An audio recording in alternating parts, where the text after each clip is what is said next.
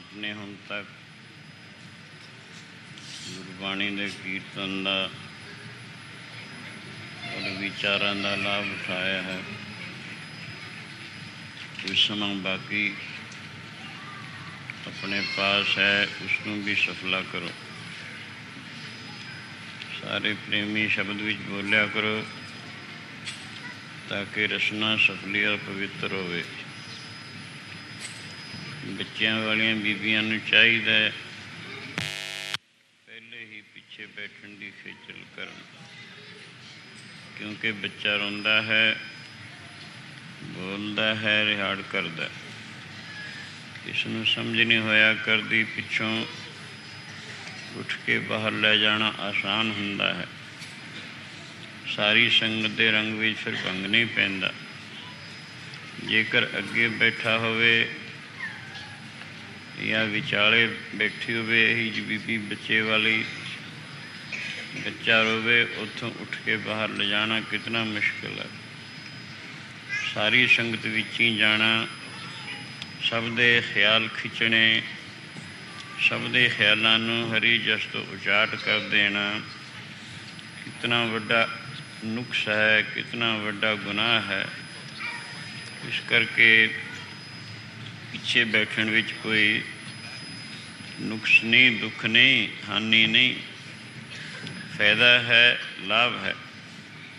सारिਆਂ ਨੂੰ ही लाभ है, तुहानूं भी लाभ है। इस करके पहले ही पिछे बैठण की खेचल करा करो। आ हुण शब्द विच बोलो ते रसना नूं पवित्र करो। हम मेले उजल कर देवो, हम मेले उजल कर देवो।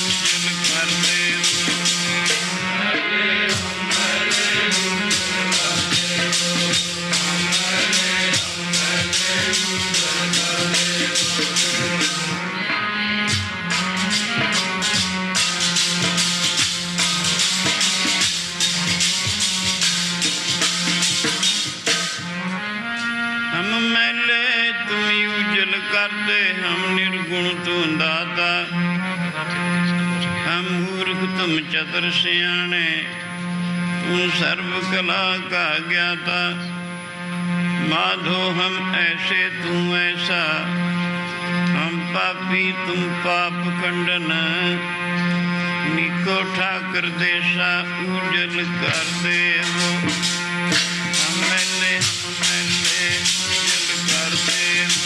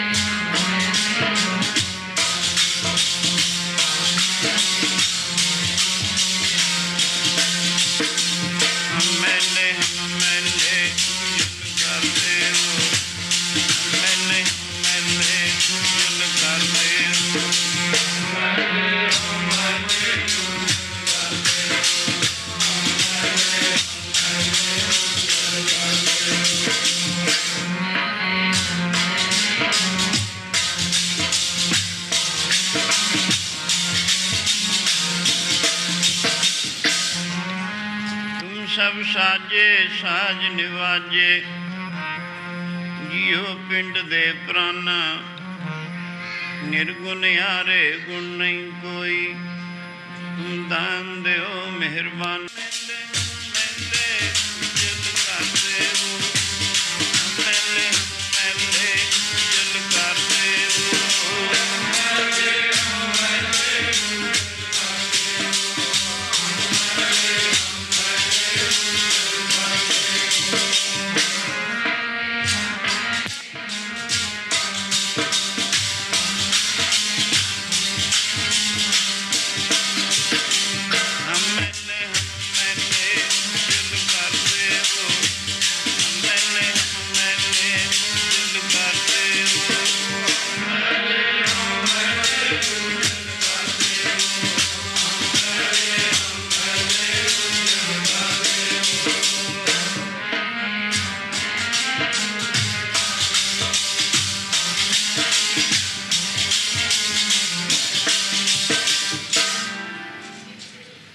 ਸਾਧ ਸੰਗਤ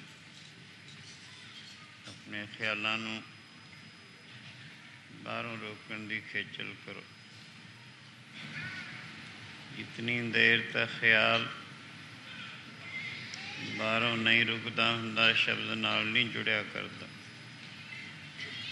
ਸ਼ਬਦ ਨਾਲ ਜੁੜੇ ਬਿਨਾਂ ਸ਼ਬਦ ਦਾ ਆਨੰਦ ਨਹੀਂ ਪ੍ਰਾਪਤ ਹੁੰਦਾ। ਔਰ ਗੁਰੂ ਬਾਬਾ ਜੀ ਦੀ ਸਿੱਖਿਆ ਜੋ ਉਸ ਜੀਵ ਨੂੰ ਲੋਕ ਸੁਖੀ ਪ੍ਰਲੋਕ ਸੁਹੇਲਾ ਬਣਾਉਣ ਵਾਲੀ ਹੈ, ਉਸ ਦੀ ਸਮਝ ਨਹੀਂ ਆਇਆ ਕਰਦੀ। ਤਾਂ ਤੇ ਖਿਆਲ ਦਾ ਬਾਹਰੋਂ ਰੋਕਣਾ ਸਤਸੰਗੀ ਪੁਰਸ਼ ਵਾਸਤੇ ਅਤੀ ਜ਼ਰੂਰੀ ਹੈ। ਜਿਵੇਂ ਸਕੂਲਾਂ ਕਾਲਜਾਂ ਵਿੱਚ ਵਿਦਿਆਰਥੀ ਸਟੂਡੈਂਟਸ ਪਹੁੰਚਦੇ ਹਨ, ਆਪਣੇ ਕਲਾਸਰੂਮ ਵਿੱਚ ਬਹਿੰਦੇ ਹਨ, ਉੱਥੇ ਉਸਤਾਦ ਪ੍ਰੋਫੈਸਰ ਜਾਂ ਪ੍ਰਿੰਸੀਪਲ ਲੈਕਚਰ ਕਰਦੇ ਹਨ। ਜਿਹੜੇ ਬੱਚੇ ਧਿਆਨ ਦੇ ਕੇ ਉਸ ਲੈਕਚਰ ਨੂੰ ਅਟੈਂਡ ਕਰਦੇ ਹਨ, ਉਹੀ ਪੂਰਾ ਲਾਭ ਉਠਾਇਆ ਕਰਦੇ ਹਨ। ਇਸੀ ਤਰ੍ਹਾਂ ਹੀ ਇਹ ਸਤਸੰਗ ਵੀ ਸਕੂਲ ਅਤੇ ਕਾਲਜ ਇਕੱਠਾ ਹੀ ਗਏ, ਜਿੱਥੇ ਕੱਚੀ ਤੋਂ ਲਾ ਕੇ MA ਤੱਕ ਦੀ ਪੜ੍ਹਾਈ ਹੁੰਦੀ ਹੈ। ਇਹ ਰੂਹਾਨੀ ਸਕੂਲ ਕਾਲਜ ਹੈ ਗੁਰੂ ਬਾਬੇ ਦਾ। ਹਰ ਕਿਸਮ ਦੇ ਵਿਦਿਆਰਥੀ ਅਧਿਕਾਰੀ ਇਸ ਸਥਾਨ ਵਿੱਚ ਹੁੰਦੇ ਹਨ। ਉਹਨਾਂ ਸਕੂਲਾਂ ਕਾਲਜਾਂ ਨਾਲ ਫਰਕ ਇਤਨਾ ਕੁ ਹੈ, ਉੱਥੇ ਅਲੱਗ-ਅਲੱਗ ਮਜ਼ਮੂਨ, ਅਲੱਗ-ਅਲੱਗ ਸਬਜੈਕਟਸ ਔਰ ਅਲੱਗ-ਅਲੱਗ ਕਮਰੇ ਹੁੰਦੇ ਹਨ। ਔਰ ਉਸਤਾਦ ਵੀ ਆਪਣਾ ਅਲੱਗ-ਅਲੱਗ ਸਬਜੈਕਟਸ ਪੜ੍ਹਾਉਣ ਵਾਲੇ ਹੁੰਦੇ ਹਨ। ਇਹ ਗੁਰੂ ਬਾਬੇ ਦੇ ਸਕੂਲ ਵਿੱਚ, ਕਾਲਜ ਵਿੱਚ ਕੱਚੀ ਤੋਂ ਲਾ ਕੇ MA ਤੱਕ ਇੱਕੋ ਥਾਂ ਹੀ ਸਾਰੇ ਵਿਦਿਆਰਥੀ ਔਰ ਸਟੂਡੈਂਟਸ ਇਕੱਠੇ ਹੀ ਰੂਹਾਨੀ ਸਿੱਖਿਆ ਹਾਸਲ ਕਰਦੇ ਹਨ। ਤਾਂ ਤੇ ਇਹਨਾਂ ਵਾਸਤੇ ਵੀ ਇਤਨਾ ਹੀ ਜ਼ਰੂਰੀ ਹੈ ਖਿਆਲ ਦਾ ਰੋਕਣਾ, ਜਿਤਨਾ ਕਿ ਉਹਨਾਂ ਵਾਸਤੇ ਸੀ। ਆ ਹੁਣ ਧਿਆਨ ਦਿਓ, ਇਹ ਜੀਵ ਆਜ਼ਾਦ ਆਸਮਾਨੀ ਮੰਡਲਾਂ ਦਾ ਸੁਨਹਿਰੀ ਪੰਛੀ ਇਸ ਹੱਡ-ਮਾਸ ਦੇ ਪਿੰਜਰੇ ਵਿੱਚ ਦੇਖੋ ਕਿਵੇਂ ਕੈਦ ਹੋ ਗਿਆ, ਕਿਵੇਂ ਅਨੇਕਾਂ ਦੁੱਖਾਂ ਆਦੀਆਂ ਵਿਆਦੀਆਂ ਉਪਾਧੀਆਂ ਦੇ ਸ਼ਿਕਾਰ ਹੋ ਗਿਆ। ਆਸ਼ਾ ਤ੍ਰਿਸ਼ਨਾ ਚਿੰਤਾ ਡੈਣਾ ਸੁਣ ਕਿਵੇਂ ਬੜ ਕਾਮ ਅਹੰਕਾਰ ਦੈਤ ਕਿਵੇਂ ਤੰਗ ਕਰਦੇ ਹੈ। ਵਿਦਿਆ ਸਮਤਾ ਰਾਗ ਦੈਸ਼ ਖਿਨਵੇਸ਼ ਪੰਜ ਕਲੇਸ਼, ਇਹਨਾਂ ਤਮਾਮ ਦੁੱਖਾਂ ਦਾ ਇਹ ਦੁਖੀ ਕੀਤਾ ਹੋਇਆ। ਅਨੇਕਾਂ ਬਨਾਵਟੀ ਤਰੀਕੇ ਇਹਨਾਂ ਤੋਂ ਬਚਣ ਦੇ ਕਰਦਾ ਹੈ, ਪਰ ਦੁੱਖਾਂ ਤੋਂ ਛੁਟਕਾਰਾ ਹੁੰਦਾ ਕਿਸੇ ਦਾ ਦੇਖਿਆ ਨਹੀਂ।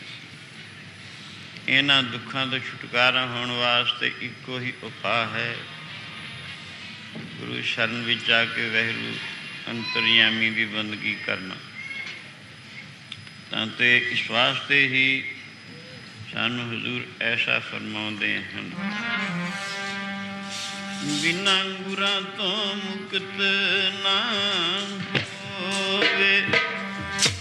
ਬ੍ਰਹਮੇ ਨਾਰ ਦੇ ਬਿਨਾ ਗੁਰਾਂ ਤੋਂ ਮੁਕਤ ਨਾ ਹੋਵੇ। ਬ੍ਰਹਮੇ ਨਾਰ ਦੇ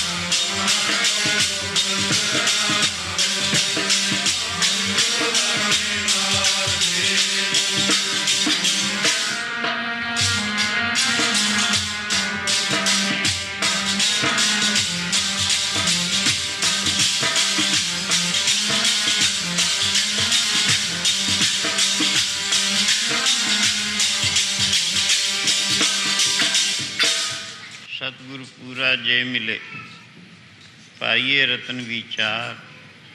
ਮਨ ਬੀਜੈ ਗੁਰ ਆਪਣੇ ਪਾਈਏ ਸਰਬ ਪਿਆਰ। ਨਾਮ ਪਦਾਰਥ ਪਾਈਏ ਔਗਣ ਮੇਟਣ ਹਾਰ। ਭਾਈ ਰੇ ਗੁਰ ਬਿਨ ਗਿਆਨ ਨ ਹੋਏ ਪੁੱਛੋ ਬ੍ਰਹਮੇ ਨਾਰ ਦੇ ਵੇਦ ਬਿਆਸੇ ਖੋਏ। ਬਾਬਾ ਅਮਰਦਾਸ ਜਿਨ੍ਹਾਂ ਦੀ ਉਮਰ तकरीबन 70-72 साल की हो चुकी है। 10 बालतन 20 श्रवण 30 का सुंदर कहावै। 40 पर हुए 85 पख से 60 के वडेपा आवै। 17 का मतहीन अस्सियाँ का व्यवहार न पावै, 90 का से जासनी मूल न जाने पवल। ढंडोलम ढूंढम डिठवें नानक जग धूए का तौल हाल। संसार की गति तो ਇਹੋ जी है। आसमान ਦੇ ਵਿੱਚ ਜਿਵੇਂ ਧੂਏ ਦਾ ਧੌਲ ਇਕੱਠਾ ਹੁੰਦਾ ਹੈ, ਪਰ ਹਵਾ ਆਈ ਇੱਕ ਲਖਤ ਹੀ ਖਤਮ ਹੋ ਜਾਂਦਾ। इसी तरह संसार की गति है। संसार की हर एक चीज़ तब्दीली पजीर है और नाशवंत है, बदलती चली जाती है। तो पिछलियाँ चीज़ां खत्म हो चुकियाँ हैं, अगे आने वालियाँ हौली हौली ये भी विनाश नूं प्राप्त होंदियां चलियां जा रही हैं।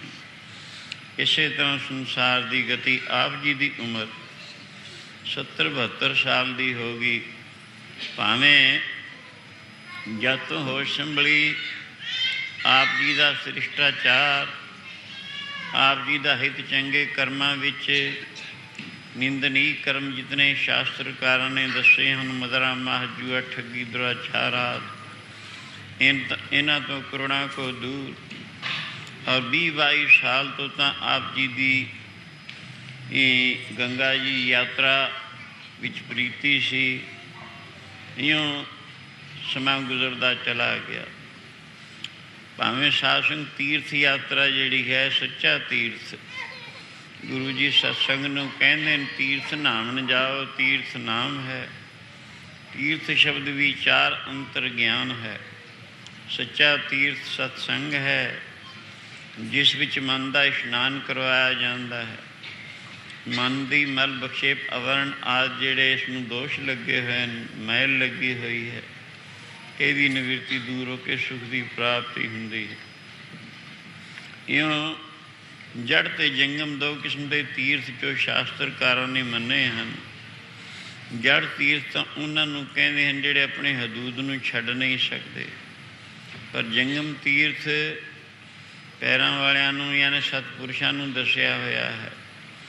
जड़ तीर्थ जिहड़े हैं, जंगम तीर्थ की चरण धूड़ी परस के अपने आप को पवित्र करते हैं। यूँ तमाम ग्रंथ शास्त्र ऐसा दसते हैं। गुरबाणी विच भी ऐसा ही कथन इयों आंदा है। तीर्थ भी लोचदे संतां दी धूड़ी ताई, तीर्थ भी लोचदे संतां दी धूड़ी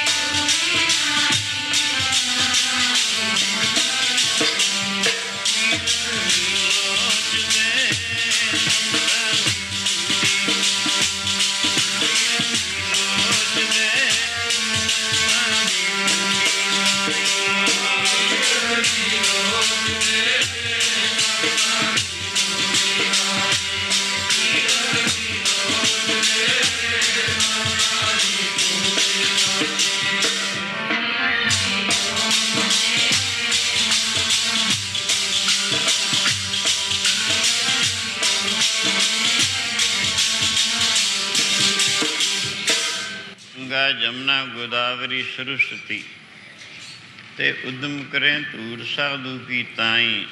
क्यों? किल विख मैल भरे परे हमरे विच, हमरी मैल साधु की धूड़ गवाई। गंगा जमुना गोदावरी सरस्वती आज जो पवित्र नदियाँ मन्नियां हैं, ये जिन्हां विच इशनान करके पापी लोग अपने पाप छड्डदे हैं। ये तीर्थ भी संतां दी धूड़ी की इच्छा करते हैं। क्यों करते हैं?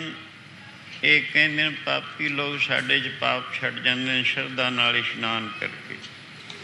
जिस वक्त वो पापां दा भार बहुता हो जाता है, असीं उसनूं झੱਲਣ ਦੇ ਯੋਗ नहीं ਰਹਿੰਦੇ, फिर उन्हां नूं ਲਾਹੁਣ वास्ते असीं संतां दी चरण धूड़ी चाहुंदे हां, ताकि वो पाप ला के होरनां नूं कुछ थोड़ी बहुती शुद्धि देण नूं समर्थ हो सकीए। इस वास्ते ही 12 साल पिछों कुंभ, 6 साल पिछों अधकुंभियाँ आदि रखियां गईयां हैं, ताकि इस बहाने बहुत सारे तत्वे ते महात्मा इन्हां तीर्थां दे विच अपने इशनान के बहाने चरण पाउण और इन्हां दे भार हरन। ये मर्यादा। एक कोई महात्मा वैराग भगती ज्ञान विच विचरण वाले थां रहिंदे। एक इहा जिहा प्रेमी जिसका विश्वास गंगा जी के इशनान पर सी। कई दफ़ा उसने गंगा का इशनान किया सी, ते उहदा यह भी प्रण सी जिन्हें कदे गंगा जी का इशनान नहीं सी कीता, उहदे हथों या उहदे घरों वो कुछ खांदा पींदा नहीं सी। ये भी प्रण सी। इस साल वो इशनान वास्ते चलिया, रस्ते दे विच उसनूं सूरज का छपा हो गया। अगे घना जंगल है। सोचिया जे अगे जाने हाँ, जंगल दे विच कोई जंगली जानवर दुखदाई हो सकता है। बेहतर है आ एक आश्रम नज़र आउंदा है किसी महात्मा का, इत्थे रात कट ली। उत्थे आ गया। शाम का वक्त उत्थे गुरु का लंगर भी चलता सी। भजन करन वाले वैराग भक्ति विच विचरण वाले महात्मा रहिंदे सन। आके उसने शाम का वक्त होया सी, लंगर की घंटी वज गई और बहुत सारे प्रेमी जिहड़े उत्थे यात्रुवाद आए सन, वो भी वो भी भोजन छकण वास्ते लंगर चले गए। ये भी चला गया। इसने भी भोजन छक लिया। भोजन छक के जब बाद विच मुखी महात्मा के पास आके बैठे, जिसने गल चलाई, महाराज आपने तो कई दफ़ा गंगा जी का इशनान किया होना है। ये महात्मा कहने लगे भी इस तो कदे भी नहीं किया। साडा विश्वास तो वैराग भक्ति ज्ञान ते है। बाकी साडे अंदर एक तीर्थ है, असीं हर वक्त उस विच चुभियां लगाने हाँ। वो किहड़ा तीर्थ है? वो आत्म तीर्थ। ये कहने लगा मैं तो कदे सुनिया नहीं। कहण गए वो आत्म ज्ञानियां नूं ही प्राप्त होंदा है। सचता पर जानिए या आत्म तीर्थ करे निवास, सतगुरु नूं पुछ के बह रहे करे निवास। जो आत्म तीर्थ आत्म ज्ञानियां नूं ही प्राप्त होंदा है, दूसरिਆਂ नूं प्राप्त नहीं होंदा। जिसनूं वो प्राप्त हो गया वो तीर्थां दा तीर्थ बन जाता है। इउं करके महात्मा ने यह गल कही। उसनूं घबराहट हुई, क्योंकि उसका विश्वास सी जिसने कदे गंगा जी का इशनान नहीं सी कीता, उहदे हथों उसके घरों कुछ खांदा पींदा नहीं सी, पर इसने इन्हां दे लंगरों रोटी खा ली। बहुत घबराहट हुई। घबराया आदमी उसकी तबीयत होर किस्म की हो जाती है। झट ही वो उस डेरे तो बाहर निकल गया। सोचता है रोटी तो भुल चुके खा बैठे, पर रात इत्थे नहीं रहना। हुण इन्होंने कदे भी गंगा जी का इशनान नहीं किया। इतना नज़दीक रहने के बावजूद भी नज़दीक ही एक उच्चा जिहा टिब्बा सी, उसके उपर वो जाके पै जाते। गर्मी का मौसम सी। इउं घबराए आदमी नूं चंगी नींद नहीं आया करती। अद्धी रात गुजर गई। अखीर वो वक्त हो आया जिहड़ा वाहिगुरू दे प्यारे दे जागण का वक्त। उठ के इशनान आदि करके वाहिगुरू दे भजन करन दा समा। यूँ वो वक्त हो आया जिसनूं ब्रह्म मुहूर्त भी कहते हैं, अमृत वेला भी कहते हैं। जिस वक्त वो वक्त होया की देखिया, 4 काले रंग दियां गऊआं उस टिब्बे के पास दी गुजरियां। जाके उस डेरे के बाहरले पासे एक वड्डा सारा टोआ सी, जिस विच अंदरले इशनान आदि करन वाले महात्मा का पानी उहदे विच गिरदा सी। हालांकि साफ कुछ नहीं सी, चिक्कड़ जिहा ही सी। उन्हां गऊआं ने अपने आप नूं उस चिक्कड़ विच मध्या मानो इशनान किया। नतीजा की होया, उनके रंग चिट्टे हो गए। वापसी विच उसने पूछया, सारा कौतुक देखता रहा। कहण लगे, तुसीं कौन हो, सच दसो। उन्हां विचों एक ने कि असीं 4 तीर्थां दे अभिमानी देवता हुंदे ने साध संगत, जो शुद्धि दिंदे हन। कहण लगे, असीं 4 तीर्थां यानी उनके अभिमानी देवता हाँ, गंगा, जमुना, गोदावरी और सरस्वती। कहण लगा, जिस वक्त तुसीं इधर नूं गुजरे तुहाडे रंग काले क्यों सन? कहणगे, पाप का रंग काला है। पापी लोग साढ़े च इशनान करके पाप छड़ जाते हैं, वो सानू चढ़ते हैं, उनका भार व्यापता है। असी उन्होंने लाहण वास्ते सतपुरुषों की चरण धूड़ी में इशनान करते हैं, वो लै जाते हैं। साडा रंग चिट्टा हो गया। इसी करके इत्थे बहुत सारे तत्वेते महात्मा रहिंदे हैं। उन्होंने इत्थे जल आदि गिरदा है, जिथे उहदे विच असीं इशनान किया। भावें तैनूं देखण नूं चिक्कड़ मात्र प्रतीत हुंदा है, पर शुद्धि देण वाला है। इशनान किया, साडे रंग चिट्टे हो गए ने, पाप लै गए। ये सुन के वो बड़ा हैरान होया। कबीर जी के कथन मुताबिक है, कबीर हों पिया उदास, तीर्थ वड्डा के हर का दास। तीर्थ वड्डा कि हरि दे दास, इन हरि दे दास वड्डे हैं। उस दिन तो वह संसा दूर होया, जो कि वो चित्त विच ये संसा सी भी सब तो वड्डी चीज़ तीर्थ ही है, जो शुद्धि दिंदे हैं। तां ते यह तीर्थ भी संतां दी चरण धूड़ी नूं लोचदे हैं। तीर्थ भी लोचदे संतां दी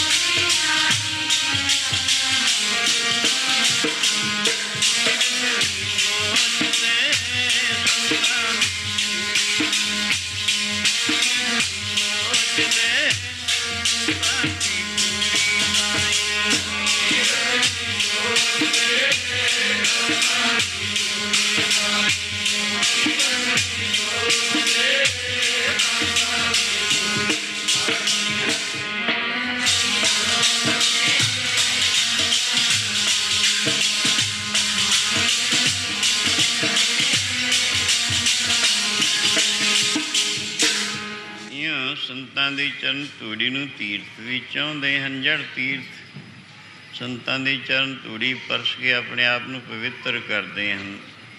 ਪਟਨੇ ਸਾਹਿਬ ਪਹੁੰਚ ਉਹਨਾਂ ਸਾਹਿਬ ਗੁਰੂ ਤੇਗ ਬਹਾਦਰ ਮਹਾਰਾਜ 9ਵੇਂ ਪਾਤਸ਼ਾਹ ਦੀ ਹਜ਼ੂਰੀ ਵਿੱਚ ਬਹੁਤ ਸਾਰੇ ਪ੍ਰੇਮੀ ਬੈਠੇ ਹਨ। ਉਹਨਾਂ ਅਰਜ਼ ਕੀਤੀ, ਗਰੀਬ ਨਵਾਜ਼ ਇਹ ਭਾਈ ਜੈਤ ਨਾਮ ਕਰਕੇ ਇੱਕ ਸੇਠ ਜੋ ਗੁਰੂ ਜੀ ਦਾ ਸੀ, ਕਹਿਣ ਲੱਗੇ ਮਹਾਰਾਜ ਪਟਨੇ ਦੇ ਨਾਲ ਨਾਲ ਕਿਤਨੇ ਮੀਲ ਤੱਕ ਗੰਗਾ ਜਾਂਦੀ ਹੈ। ਦੂਰੋਂ ਦੂਰੋਂ ਲੋਕ ਆ ਕੇ ਇਸ਼ਨਾਨ ਕਰਦੇ ਨੇ ਸ਼ਰਧਾ ਦੇ ਨਾਲ ਇਸ ਵਿੱਚ, ਪਰ ਅਸੀਂ ਭਾਈ ਜੈਤ ਨੂੰ ਕਈ ਦਫਾ ਕਹਿ ਚੁੱਕੇ ਹਾਂ ਤੁਸੀਂ ਵੀ ਇਸ ਵਿੱਚ ਇਸ਼ਨਾਨ ਕਰਿਆ ਕਰੋ, ਪਰ ਅਸੀਂ ਇਹਨਾਂ ਨੂੰ ਕਦੇ ਇਸ਼ਨਾਨ ਕਰਦੇ ਨਹੀਂ ਵੇਖਿਆ, ਨਾ ਇਹ ਇਸ਼ਨਾਨ ਕਰਦੇ ਹਨ, ਹੱਸ ਛੱਡਦੇ ਨੇ ਜੇ ਕਹਿੰਦੇ ਹਾਂ ਤਾਂ। ਗੁਰੂ ਜੀ ਕਹਿਣ ਲੱਗੇ ਅੱਜ ਰਾਤ ਨੂੰ ਪਹਿਰਾ ਲਗਾ ਕੇ ਦੇਖੋ ਇਹ ਕਿਵੇਂ ਇਸ਼ਨਾਨ ਕਰਦਾ, ਕਿਉਂਕਿ ਗੁਰਸਿੱਖ ਦਾ ਅੰਮ੍ਰਿਤ ਵੇਲੇ ਪਹਿਰ ਸਵਾ ਪਹਿਰਾਤਰੇ ਦੇ ਉੱਠ ਕੇ ਇਸ਼ਨਾਨ ਆਦਿ ਕਰਨ ਦਾ ਨਿਯਮ ਹੁੰਦਾ ਹੈ। ਇਸ਼ਨਾਨ ਕਰਕੇ ਫਿਰ ਭਜਨ ਵਿੱਚ ਜੁੜਨਾ ਇਹ ਉਹਦਾ ਕਰਤੱਵ ਹੈ। ਅੱਜ ਸਵੇਰੇ ਦੇਖੋ ਤਾਂ ਅਸੀਂ ਅੱਜ ਰਾਤ ਨੂੰ ਪਹਿਰੇ ਲਗਾ ਦਿੱਤੇ ਭਾਈ ਦੇ ਮਕਾਨ ਦੇ ਆਲੇ ਦੁਆਲੇ। ਜਦੋਂ ਪਹਿਰ ਸਵਾ ਪਹਿਰਾਤ ਰਹੀ ਕੀ ਦੇਖਿਆ, ਇੱਕ ਗਊ ਆਈ, ਉਸਨੇ ਆ ਕੇ ਜਿੱਥੇ ਭਾਈ ਜੈਤ ਦਾ ਗੁਸਲਖਾਨਾ ਬਣਿਆ ਸੀ ਉੱਥੇ ਕੁੰਡ ਬਣੀ ਹੋਈ ਸੀ, ਆਪਣੇ ਮੂੰਹ ਵਿੱਚੋਂ ਪਾਣੀ ਕੱਢ ਕੇ ਉਸ ਕੁੰਡ ਨੂੰ ਪਾਣੀ ਨਾਲ ਭਰ ਦਿੱਤਾ। ਵਾਪਸ ਜਾਂਦਿਆਂ ਇੱਕ ਸਿੱਖ ਨੇ ਪੁੱਛਿਆ ਤੂੰ ਕੌਣ ਹੈ? ਉਸਨੇ ਕਿਹਾ ਮੈਂ ਗੰਗਾ ਜੀ ਯਾਨੀ ਗੰਗਾ ਜੀ ਦਾ ਮਾਨੀ ਦੇਵਤਾ ਹਾਂ। ਕਿੱਥੇ ਗਈ ਸੀ? ਕਹਿਣ ਲੱਗੇ ਮੈਂ ਰੋਜ਼ ਹੀ ਭਾਈ ਜੈਤ ਦਾ ਪਾਣੀ ਭਰ ਕੇ ਆਉਣੀ, ਉਸਦੇ ਇਸ਼ਨਾਨ ਵਾਸਤੇ ਅੱਜ ਵੀ ਪਾਣੀ ਭਰ ਕੇ ਆਈ ਹਾਂ। ਦਿਨੇ ਗੁਰੂ ਜੀ ਦੇ ਚਰਨਾਂ ਵਿੱਚ ਅਰਜ਼ ਕੀਤੀ, ਗਰੀਬ ਨਾਲ ਰਾਤ ਇੱਕ ਕੌਤਕ ਵਰਤਿਆ। ਗੁਰੂ ਜੀ ਕਹਿਣਗੇ ਹਾਂ ਭਾਈ ਜਿਹੜੇ ਵਾਹਿਗੁਰੂ ਦੇ ਪਿਆਰੇ ਹਨ ਉਹਨਾਂ ਦੀ ਚਰਨ ਧੂੜੀ ਪਰਸ ਕੇ ਤੀਰਥ ਵੀ ਆਪਣੇ ਆਪ ਨੂੰ ਕਿਰਤਾਰਥ ਮੰਨਦੇ ਹਨ, ਆਪਣੇ ਆਪ ਨੂੰ ਪਵਿੱਤਰ ਕਰਦੇ ਹਨ। ਇਸ ਕਰਕੇ ਸੱਚਾ ਤੀਰਥ ਜੋ ਹੈ ਸਤਸੰਗ ਹੈ। ਮਹਾਂਪੁਰਸ਼ਾਂ ਦੀ ਚਰਨ ਧੂੜੀ ਜੜ ਤੀਰਥਾਂ ਨੂੰ ਵੀ ਪਵਿੱਤਰ ਕਰਦੀ ਹੈ। ਬਾਬਾ ਅਮਰਦਾਸ ਜੀ ਨੇ 20-22 ਸਾਲ ਤੀਰਥ ਯਾਤਰਾ ਗੰਗਾ ਜੀ ਦੀ ਯਾਤਰਾ ਕੀਤੀ, ਪਰ ਅਜੇ ਤੱਕ ਗੁਰੂ ਸ਼ਰਨ ਪ੍ਰਾਪਤ ਨਹੀਂ ਸੀ ਹੋਈ। ਇੱਕ ਕਰਮਕਾਂਡੀ ਬ੍ਰਹਮਚਾਰੀ ਪਾਮਿਸਟ ਉਸਦਾ ਮਿਲਾਪ ਹੋਇਆ, ਉਸਦੇ ਪੁੱਛਣ 'ਤੇ ਪਤਾ ਲੱਗਾ ਵੀ ਮੈਂ ਅਜੇ ਤੱਕ ਨਿਗੁਰਾ। ਉਹਨੇ ਕਿਹਾ ਬਾਬਾ ਜੀ ਨਿਗੁਰੇ ਪੁਰਸ਼ ਦੀ ਤਾਂ ਗਤੀ ਹੋ ਹੀ ਨਹੀਂ ਸਕਦੀ, ਨਿਗੁਰੇ ਪੁਰਸ਼ ਦੀ ਗਤੀ ਤਾਂ ਕਿਤੇ ਰਹੀ, ਉਹਨੂੰ ਤਾਂ ਅੱਗੇ ਮਨੁੱਖਾਂ ਦੇ ਵੀ ਨਹੀਂ ਮਿਲਦੀ, ਬਲਕਿ ਕਾਵਾਂ ਕੁੱਤਿਆਂ ਖੋਤਿਆਂ ਗਧਿਆਂ ਦੀਆਂ ਜੋਨੀਆਂ ਮਿਲਣਗੀਆਂ ਜਿਹੜੇ ਨਿਗੁਰੇ ਪੁਰਸ਼ ਹਨ। ਮਾਨੁਖ ਦੇ ਵੀ ਉਹਨਾਂ ਨੂੰ ਨਹੀਂ ਮਿਲ ਸਕੇਗੀ। ਇਉਂ ਕਹਿੰਦੇ ਹਨ ਕਾਵਾਂ ਕੁੱਤਿਆਂ ਗਧਿਆਂ ਦੀ ਜੋਨੀ ਪੈਣਗੇ ਜਿਨ੍ਹਾਂ ਨੇ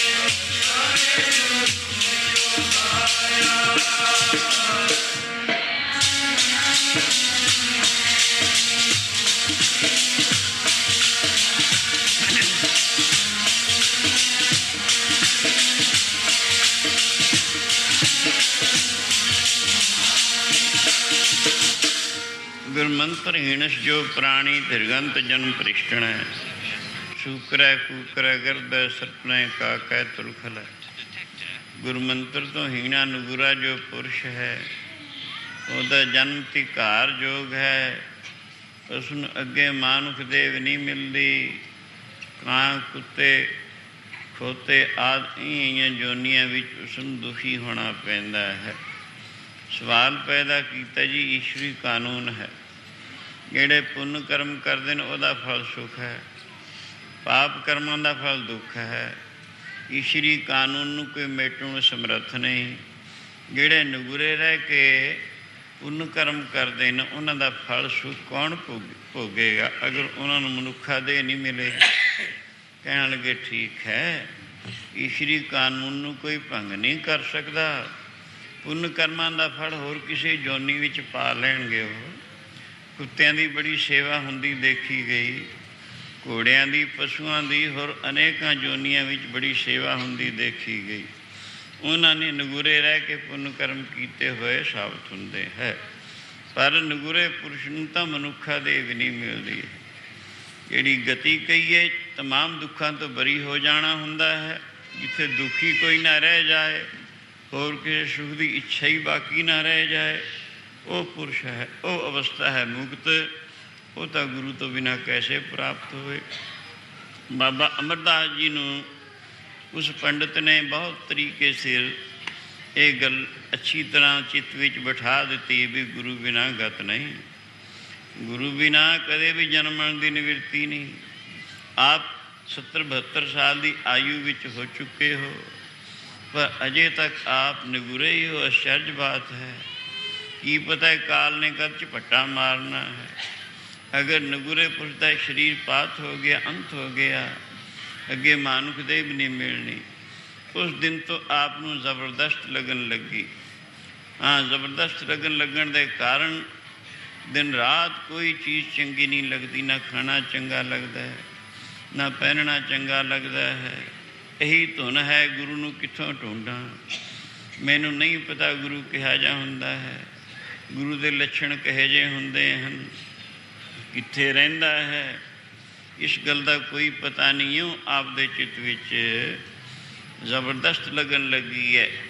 ਨੀਂਦ ਵੀ ਚੰਗੀ ਨਹੀਂ ਆਉਂਦੀ। ਗਰਮੀ ਦਾ ਮੌਸਮ ਹੈ, ਸਖਤ ਲੂਆਂ ਚੱਲਦੀਆਂ ਹਨ, ਲੋਕ ਕੋਠਿਆਂ 'ਤੇ ਚੜ੍ਹ ਪੈਂਦੇ। ਆਪ ਨੇ ਵੀ ਆਪਣਾ ਮੰਜਾ ਇਸ ਵਕਤ ਹੀ ਕੋਠੇ 'ਤੇ ਚੜ੍ਹਾ ਲਿਆ, ਪਰ ਮਨ ਇਹਨਾਂ ਵਹਿਣਾਂ ਵਿੱਚ ਹੀ ਰੁੜਿਆ ਜਾਂਦਾ। ਮਨਾ ਬਚਪਨ ਨੂੰ ਜਵਾਨੀ ਖਾ ਗਈ, ਜਵਾਨੀ ਨੂੰ ਬੁਢਾਪਾ, ਬੁਢਾਪਾ ਵੀ 60 ਤੋਂ ਉੱਪਰ 70-72 ਸਾਲ ਦੀ ਉਮਰ ਹੋ ਗਈ। ਪਤਾ ਨਹੀਂ ਕਈ ਦਿਨ ਬਾਕੀ ਹਨ ਕਿ ਨਹੀਂ। ਅਗਰ ਨਗੁਰੇ ਪੁਰਸ਼ ਦਾ ਸਰੀਰ ਅੰਤ ਹੋ ਗਿਆ, ਅੱਗੇ ਮਾਨੁਖ ਦੇਵ ਨਹੀਂ ਮਿਲਣੀ। ਮਨੁੱਖਾ ਦੇ ਧਾਰੀ ਵਿਅਰਥ ਗਈ। ਇਤਨਾ ਪੁਰਸ਼ਾਰਥ ਐਵੇਂ ਗਿਆ। ਇਹ ਸੋਚ ਕੇ ਆਪਦੀ ਨੀਂਦ ਉਚਾਟ ਹੋ ਜਾਂਦੀ ਹੈ। ਪਹਿਰ ਰਾਤ ਗੁਜ਼ਰ ਗਈ, ਅੱਧੀ ਰਾਤ ਗੁਜ਼ਰ ਗਈ। ਅਖੀਰ ਉਹ ਵਕਤ ਹੋ ਆਇਆ ਜਿਹੜਾ ਵਾਹਿਗੁਰੂ ਦੇ ਪਿਆਰਿਆਂ ਦੇ ਜਾਗਣ ਦਾ, ਇਸ਼ਨਾਨ ਆਦਿ ਕਰਕੇ ਵਾਹਿਗੁਰੂ ਦੇ ਭਜਨ ਵਿੱਚ ਜੁੜਨ ਦਾ ਸਮਾਂ। ਜਿਹੜੇ ਇਉਂ ਕਰਦੇ ਨੇ ਉਹਨਾਂ ਦਾ ਫਲ ਗੁਰੂ ਜੀ ਇਉਂ ਦੱਸਦੇ ਹਨ। ਕਰ ਇਸ਼ਨਾਨ ਸਿਮਰ ਪਰਵ ਆਪਣਾ ਮਨ ਤਨ ਅਰੋਗਾ। ਕਰ ਇਸ਼ਨਾਨ ਸਿਮਰ ਪਰਵ ਆਪਣਾ ਮਨ ਤਨ ਅਰੋਗਾ ਜੀ।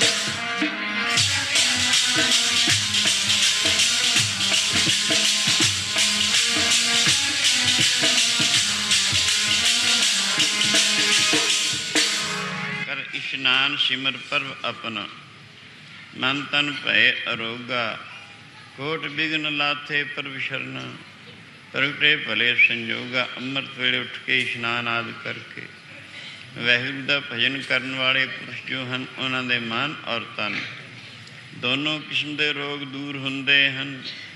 तीसरी गल उन्होंने किस्मत आला बनती है, यानी बुरी किस्मत जेड़े रस्ते विच विघन रूप गल्लां हन दूर हो के वो चंगी हुंदी है। वो वक्त हो आया जिहा जा भगती करन दा अधिकार आदमियां नूं है, उहा जा इस्त्री जामे नूं भी गुरु घर दे विच इक्को जिहा अधिकार रखिया गया है। कई क मत मतांतर कहते हैं इस्त्री जामे की कल्याण सिद्धि इस जामे विच नहीं हुंदी, अगे मनुख दे मिलेगी, फिर उस विच ज्ञान और फिर जन्मण की निवृत्ति होएगी। प्रशासन ये गल जिहड़ी है विचार की कसौटी ते गलत बैठती है, यानी विचार की कसौटी ते सिद्ध नहीं हुंदी है। जेकर देखा जाए प्राचीन जमाने वाल निगाह मार के देखो, राणी चुड़ाला जिसने शिखर तुझ जैसे राजे जो उसका पति सी किन्नियां मुश्किलों नाल ज्ञान किया, आप ज्ञानवान सी। फिर दूसरे राणी मंदाल सा भी ज्ञानवान सी, जिसने ये प्रण किया सी जिहड़ा बच्चा मेरी कुखों जन्मेगा वो होर किसी माता के कुख विच नहीं जाएगा, इन्हें जन्मण के चक्कर च नहीं आएगा। वह संकल्प ऐसा ही पूरा होया। फिर गार्गी जैसियां बीतराग राज पंडित की लड़की जिसने शादी नहीं कराई, वाहिगुरू की भक्ति करके वो बीतराग हुई। बड़े बड़े राजे राणे उस तो शिक्षा लैके जन्म सफला करते रहे, ब्रह्म ज्ञानण हुई। गुरु घर दे विच माई भागो जैसियां ब्रह्म ज्ञानणा होईयां हन। ये कैसे हो सकता भी अगे मनुखा दे मिलेगी, इस स्त्री जामे विच कल्याण नहीं हो सकती, एक गल फजूल है।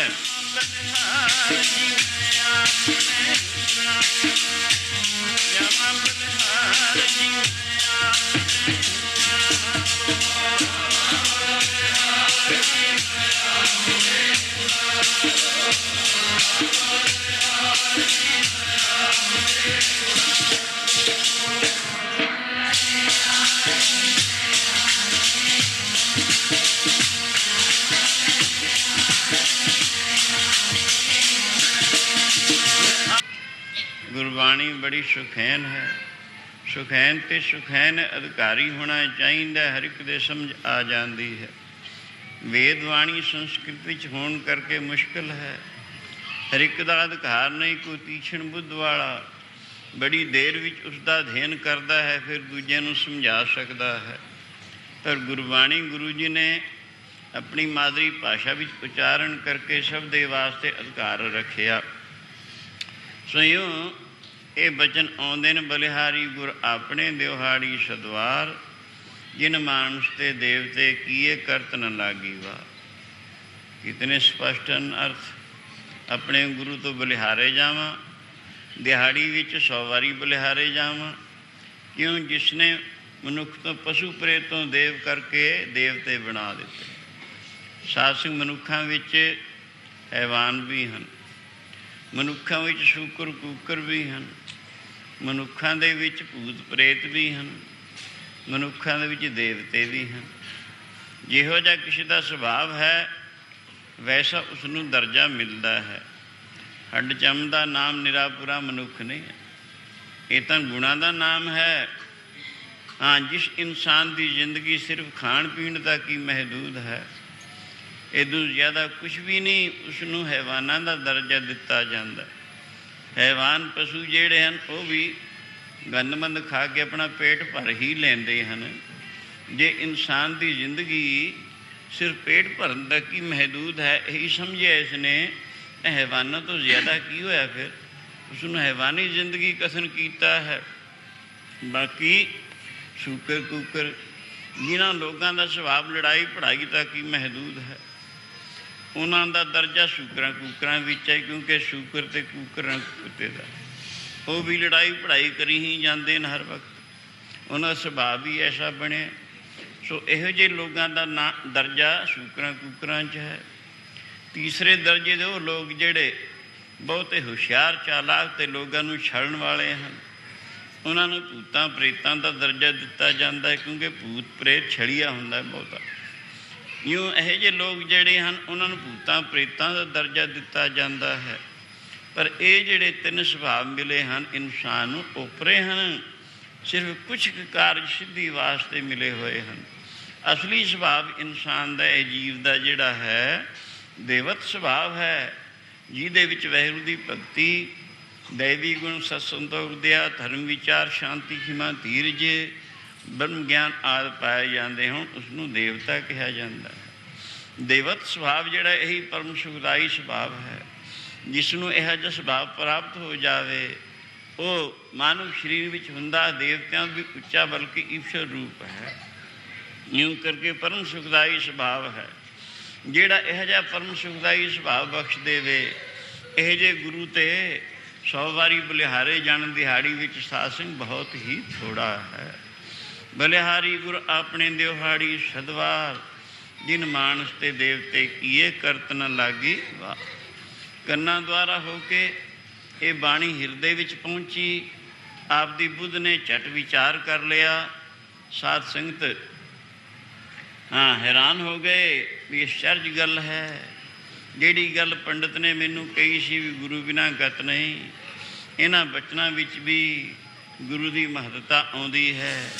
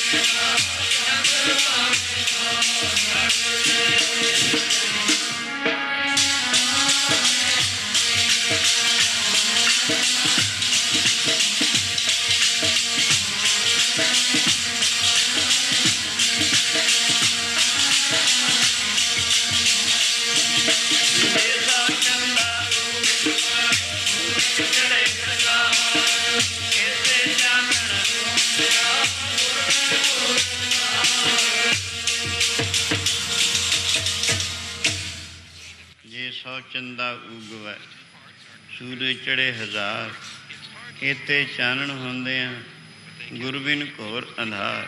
ਆਸਮਾਨ ਵਿੱਚ 1000 ਸੂਰਜ, 100 ਚੰਦਰਮਾ, 1 ਲੱਖ ਚੜ੍ਹ ਜਾਵੇ, ਇਤਨੀ ਰੋਸ਼ਨੀ ਹੋ ਜਾਵੇ, ਇਤਨੀ ਰੋਸ਼ਨੀ ਹੋਣ ਦੇ ਬਾਵਜੂਦ ਇਨਸਾਨ ਦੇ ਅੰਦਰ ਇੱਕ ਇਹੋ ਜਿਹਾ ਅੰਧੇਰਾ ਹੈ ਜਿਸ ਨੂੰ ਇਤਨੀ ਰੋਸ਼ਨੀ ਵੀ ਉਸ ਅੰਧੇਰੇ ਨੂੰ ਦੂਰ ਕਰਨ ਨੂੰ ਸਮਰੱਥ ਨਹੀਂ।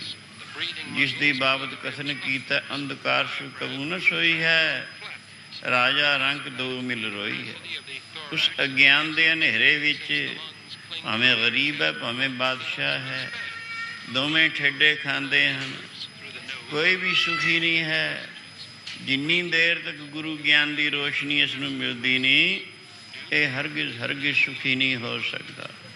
ਇਸ ਕਰਕੇ ਵੀ ਗੁਰੂ ਦੀ ਅਜ਼ਹਦ ਜ਼ਰੂਰਤ ਹੈ। ਇਹ ਬਚਨ ਵੀ ਆਪ ਦੇ ਅੱਛੀ ਤਰ੍ਹਾਂ ਸਮਝ ਆ ਗਏ।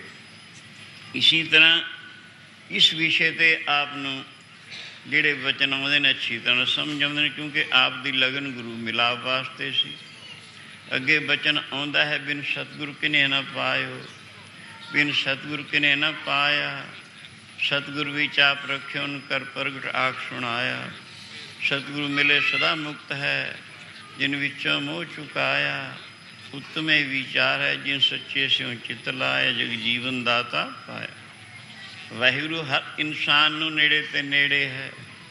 ਕਹਿ ਰਵਿਦਾਸ ਹੱਥ ਪੈ ਨੇੜੇ, ਹੱਥਾਂ ਪੈਰਾਂ ਨਾਲੋਂ ਵੀ ਨਜ਼ਦੀਕਤਰ ਵਸਤੂ ਹੈ, ਪਰ ਉਸ ਦੀ ਪ੍ਰਾਪਤੀ ਕਿਉਂ ਨਹੀਂ ਹੁੰਦੀ? ਗੁਰੂ ਕਿਰਪਾ ਤੋਂ ਬਿਨਾਂ ਉਸ ਨੂੰ ਕਿਸੇ ਨੇ ਅੱਜ ਤੱਕ ਪਾਇਆ ਨਹੀਂ। ਹਾਂ, ਜਿਨ੍ਹਾਂ ਨੇ ਉਸ ਨੂੰ ਪ੍ਰਾਪਤ ਕੀਤਾ ਹੈ ਉਹੀ ਕਿਰਤਾਰਥ ਹੋਏ ਹਨ, ਉਹੀ ਪਰਮ ਸੁਖੀ ਹੋਏ ਹਨ, ਕਿਉਂਕਿ ਗੁਰੂ ਨੇ ਉਸ ਨੂੰ ਸਹੀ ਕੀਤਾ ਹੈ, ਅੰਦਰ ਆਪਣੇ ਅੰਦਰ ਪ੍ਰਗਟ ਕੀਤਾ ਹੈ, ਅਧਿਕਾਰੀ ਜਨਾਂ ਨੂੰ ਪ੍ਰਗਟ ਕਰਕੇ ਦਿਖਾ ਦਿੱਤਾ ਹੈ। ਸੋ ਇਹ ਬਚਨ ਵੀ ਆਪ ਦੇ ਸਮਝ ਆ ਗਿਆ। ਅਖੀਰ ਪਾਠ ਕਰਦੇ ਕਰਦੇ 12ਵਾਂ ਸ਼ਲੋਕ ਆ ਜਾਂਦਾ ਹੈ, ਜਿਹਦੇ ਵਿੱਚ ਫਿਰ ਜ਼ੋਰਦਾਰ ਪੁਸ਼ਟੀ ਇਉਂ ਹੁੰਦੀ ਹੈ, ਗੁਰ ਬਿਨ ਗਿਆਨ ਨ ਹੋਏ, ਗੁਰ ਬਿਨ ਗਿਆਨ ਨ ਹੋਏ, ਗੁਰ ਬਿਨ ਗਿਆਨ ਨ ਹੋਏ, ਗੁਰ ਬਿਨ ਗਿਆਨ ਨ ਹੋਏ,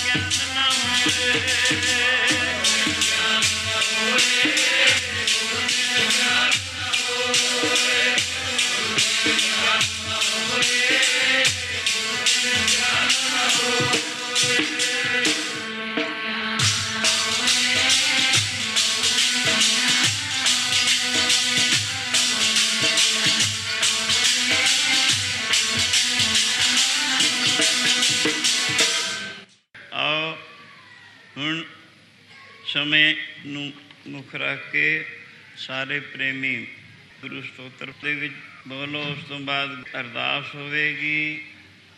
ਅਰਦਾਸ ਤੋਂ ਬਾਅਦ ਹੁਕਮਨਾਮਾ ਸੁਣ ਕੇ ਪ੍ਰਸ਼ਾਦ ਲੈ ਕੇ ਚਾਲੇ ਪਾਉਣੇ। ਧੰਨ ਹੈ, ਧੰਨ ਹੈ, ਧੰਨ ਹੈ ਗੁਰੂ ਨਾਨਕ ਸਾਹਿਬ।